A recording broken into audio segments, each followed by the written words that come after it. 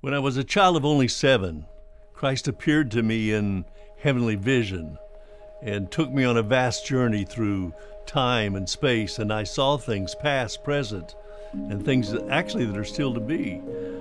And during that time, I felt I got a general direction for my life and my ministry, but in the 74 years since, there have been a few unexpected twists and turns.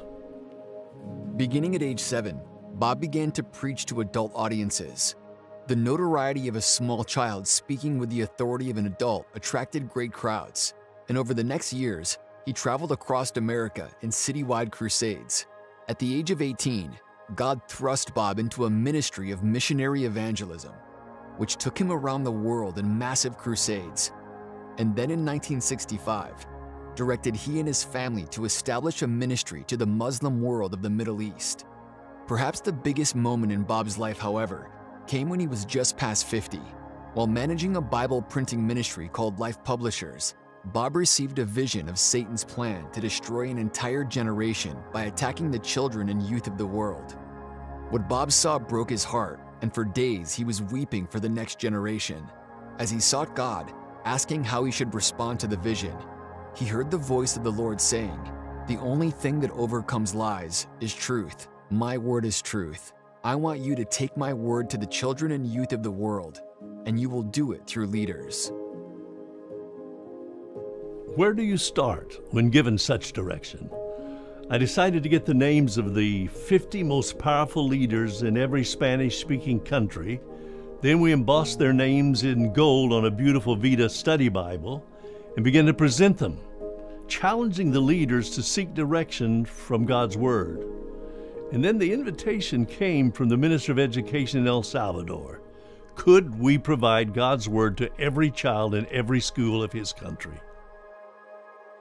Thus began the ministry that is today known as One Hope, with a mission to reach every child with God's Word.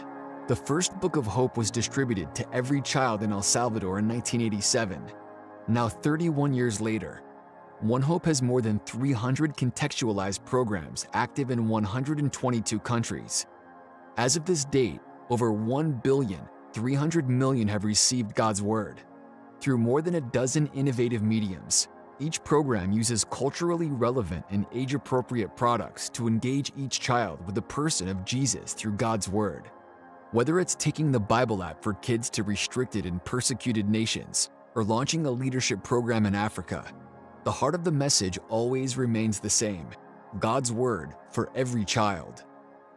Through the ministry of One Hope, Bob and his wife Helen work tirelessly to tell each and every child about the love of Jesus, never losing sight of his God-given vision. This year, through the partnership of thousands of churches and ministries, One Hope will deliver the hope of God's Word to 112 million children and youth worldwide.